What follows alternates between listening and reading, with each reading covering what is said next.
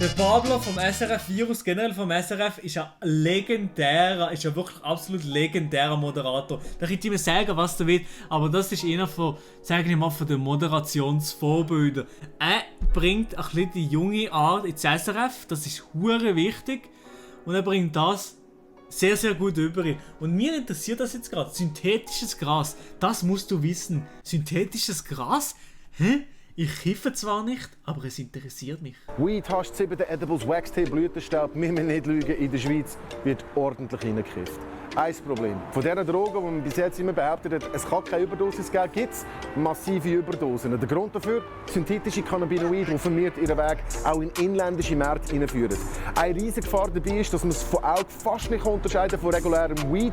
Ihr habt brennende Fragen zu diesem Thema und die lassen wir jetzt beantworten von Joel von Safer Party. Der Sieg mit seinen Anglizismen, ja, der ist schon ganz krass unterwegs mit Anglizismen. Aber ich finde ein extrem sympathischer Dude. Also, wenn ich mal Gelegenheit bekomme, um den Pablo kennenzulernen, dann sage ich nicht nein. Sagt einmal ehrlich, hat er schon gekifft? 1, 0, wenn nicht. Ich bin 0. Stellvertretender Teamleiter von Safer Party Streetwork. Ja, mehr muss ich nicht sagen, oder? Joel, das sind Fragen von unseren User. Ich gehe mal rein. Wir haben den «Ich doch nicht», wahrscheinlich aus Luzern. Wie kommt der Wirkstoff ins Gras und wie unterscheidet er sich von üblichem Cannabis? Ist synthetisches Gras CBD mit künstlichem THC? Das synthetische Cannabinoid, das im Moment rumlaufen ist, das wird aufgetragen auf CBD-Blüten. Das wird von außen drauf gespritzt und befindet sich nachher auf der Aussenhülle von der Blüten. Wir vermuten sehr stark, dass es in den letzten Jahren eine grosse Überproduktion gibt von CBD-Gras und dass ein Versuch ist, um das Gras auf den Markt zu bringen und zu verkaufen. Die Frage ist von der Alina D_V, wie sie den Unterschied sieht vor dem Konsum und ob man es nur im Labor erkennt. Leider ist es tatsächlich so, dass man den Blüten das nicht ansieht, wenn sie mit synthetischen Cannabinoiden behandelt worden sind. Es gibt also außer der Analyse im Labor keine Möglichkeit, um CBD mit synthetischem Cannabinoid von THC-haltigem Gras zu unterscheiden. Das ist leider eine Tatsache. Wenn ich da vielleicht auch... Ja, aber ich habe jetzt noch nie gekifft. Ich muss sagen, da natürlich habe ich nicht so eine wahnsinnige Ahnung von dem ganzen Zeugs, weil ich selber nie extrem groß mit dem konfrontiert war. Aber ich habe Kollegen und ich bin auch oft bei Kollegen daheim eine Zeit lang, die die ganze Zeit gekifft haben. Und darum sage ich jetzt mal, was ich gesehen habe bei meinen Homies, bei meinen Kollegen, die, sagen wir mal, ja, relativ abhängig wurden. Ich kenne da jetzt 2 Leute, die sind relativ abhängig gekommen und in ein Loch. Nicht unbedingt direkt wegen der Drogen an sich, wegen dem Konsum an sich, aber was das für soziale Konsequenzen für die Person bedeutet hat. Hier in der Umgebung. Und zwar hat das bedeutet Abgrenzung in eine bestimmte soziale Schicht, wo du eigentlich nicht her solltest gelangen. In ein so ein gefährliches Milieu im Sinne von, dass du dort viel schneller andere Drogen einkriegst. Darum tue ich jedem davon abraten, zu kiffen. Wirklich trotzdem davon abraten, zu kiffen. Wenn ihr das privat macht, genug Geld seid, eigene Wohnung, auf euren eigenen Beistand, dann sage ich nichts. Dann sage ich, okay, macht das einmal in der Woche oder einmal im Monat oder so, kein Problem. Aber wenn ihr noch jung seid, 16, 17, 15, dann macht den Scheissdreck nicht, das bringt euch absolut gar nichts. Genauso wie Alkohol. Ich finde Alkohol auch eigentlich grösstenteils Scheiß, aber in gewissen Momenten, okay, kann man sich ein Bierchen gönnen oder so. Regelmäßiger Graskonsum bumst dich halt schon zum Leben. Das ist halt das Problem, ja. Es ist, glaube ich, nicht das Cannabis an sich, sondern was das von einem Lifestyle mit sich bringt. Ich bin ja absoluter Noob bei dem und habe nicht auch erste Handerfahrungen von mir selber, das kann ich nicht sagen. Aber das, was ich beobachten konnte, ist halt einfach, dass es oftmals da drin mündet, dass es den Leuten schlussendlich sehr, sehr schlecht geht. Noch mal eine Zwischenfrage stellen. In diesem Fall ist das ein schweizspezifisches Problem, weil wir hier relativ alleine sind in der Welt mit dem legalisierten CBD. Ja, das kann man durchaus so sagen. Man hat im Ausland das Phänomen ist das schon länger bekannt mit den synthetischen Cannabinoiden. Dort wird es unter dem Namen Spice verkauft und auf so Kräutermischungen aufgetragen. Dort ist es auch so, dass viele Leute, die das konsumieren, bewusst kaufen und konsumieren. Darum kann man tatsächlich von einem Schweizer Phänomen ausgehen. Der Nedimi Underline fragt, ob er seinen Dealer in die Fresse hauen darf, wenn er ihm so etwas verkauft. Ja, rechtlich ist die Antwort klar und moralisch sowieso auch.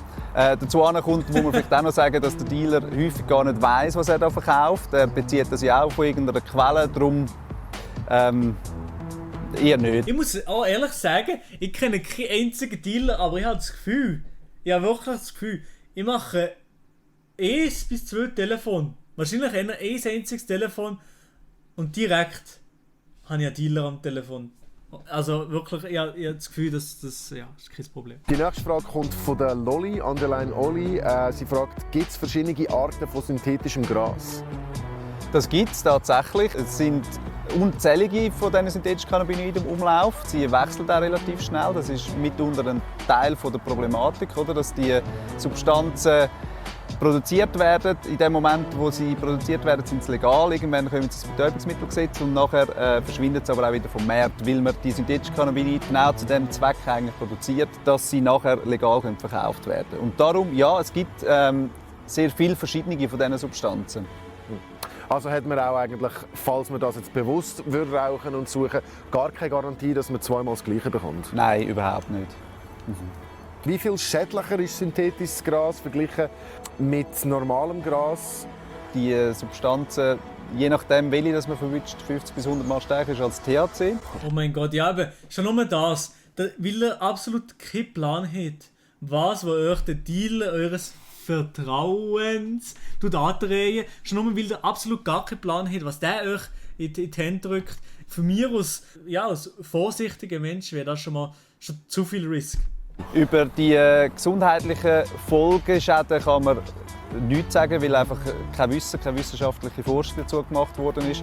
Plus, und das ist auch noch so eine Eigenheit von dem CBD-Gras, das mit synthetischen Cannabinoiden behandelt ist, es ist auch schwierig, das sauber zu verteilen. Ja, genau, genau, das stimmt schon. Das ist genau ein guter Punkt, wieso man es legalisieren sollte. Das synthetische Gras, wenn nicht so grossflächig im Umlauf hier in der Schweiz, wenn es legal wäre. Wenn es legal wäre, könnte ich schon bei Shop XY, wo vom Staat kontrolliert kommt, richtig kontrolliertes Gras kaufen. Vielleicht sogar mit dem THC-Gehalt, mit dem THC-Gehalt oder mit dem THC-Gehalt. Dann kannst du wirklich auswählen, was du bekommst und bekommst nicht irgendwelchen random Shit. Das heisst, ich habe immer wieder Gefahr, dass ich sogenannte Hotspots habe, wo ich eine hohe Konzentration von dem synthetischen Cannabinoid habe und das verstärkt die Gefahr von einer Überdosierung nochmal.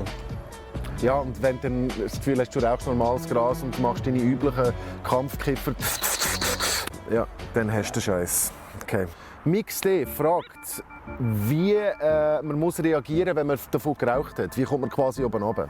Grundsätzlich, um vom Fleisch oben runterzukommen, gibt es nicht wahnsinnig viele Möglichkeiten. Wenn die Substanz mal drin ist, dann ist sie drin und dann muss man sie im Prinzip einfach ausstehen. Was die gute Nachricht ist, die meisten von diesen Substanzen haben nicht eine wahnsinnig lange Wirkdauer. Das ist mal der Vorteil. Wenn ihr eine neue Substanz gekauft habt, dann ist wichtig, dass sie gut durchmischen, damit ihr die Hotspots vermeidet, die wir vorher davon hatten.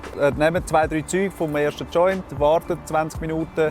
Und wenn ihr dann eine komische Wirkung habt, dann vernichtet die Substanz. Informiert, wenn möglich, euren Dealer, um zu sagen, dass ihr so etwas verwünscht habt. Und was ihr auch immer machen könnt, ist euch bei uns melden, saferparty.ch oder Drogeninformationszentrum Zürich. Ihr könnt entweder anrufen oder ein Mail schicken und wir sind gerne da, um eure Fragen zu beantworten und euch auch unterstützen, wenn ihr unwohl seid oder wenn ihr Fragen habt oder wenn etwas unklar ist. Sehr sympathisches Kerl, der Typ, wirklich sehr, sehr sympathischer. Und eben, ich tue euch anraten, genau das Gleiche. Klar, ich bin kein Experte, ich bin gar nicht, aber ich würde euch trotzdem sagen, passt auf mit dem Scheissdreck. Passt auf mit dem Scheissdreck.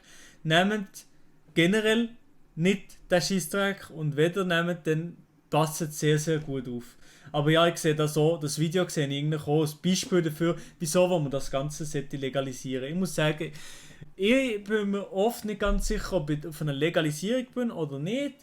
Aber ich bin immer so ein bisschen auf dem Zwiespalt. Aber hier in dem Fall würde ich sehr, sehr stark sagen, ja, legalisieren. Weil ich möchte nicht, dass irgendwelche Leute den synthetischen Scheiß abbekommen und überhaupt unkontrolliert eben Kampfkiffer sind und dann auf das Mal Überdosis hier oder so. Das will niemand, das gönne ich niemand, das wünsche ich niemandem. Auch wenn jemand das tiefste im Loch unten ist, auch dann, ich gönne niemandem so einen Scheissdreck. Gönne niemandem. Ich würde einfach euch sagen, fangt erst gar nicht mit dem Scheissdreck an. Das ist, glaube ich, nicht gescheiter.